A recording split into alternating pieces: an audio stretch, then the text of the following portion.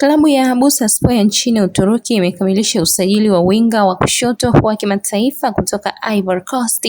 Anicet Oura ambaye amejiunga na timu hiyo akitokea Simba Sports Club ya Tanzania. Oura mwenye umri wa miaka 26 anatajwa kuwa mmoja wa wachezaji waliovutia vilabu kadhaa kutokana na uwezo wake mkubwa wa kushambulia kupitia pembeni, kasi, mbio za moja kwa moja na uwezo wa kutengeneza nafasi za mabao. Taarifa za usajili wake zimekuwa zikifuatiliwa kwa karibu katika siku za hivi karibuni, huku Bursaspor ikihakikisha mchakato wa kuisaini yake kwa haraka zaidi.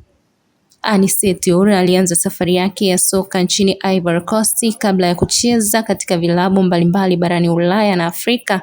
ikiwemo Lori Vanazzo ya Armenia, ASEC Mimosa, Stellenbosch ya Afrika ya Kusini, Muidha Sports Club ya Katari, IF Gistan ya Finland na baadaye kujiunga na Simba Sports Club mwanzoni mwa mwaka 2026. Akiwa na uzoefu wa kucheza katika ligi tofauti, Oura anatajwa kuwa mchezaji mwenye uwezo wa kucheza winga zote mbili, ingawa nafasi yake ya asili ni upande wa kushoto.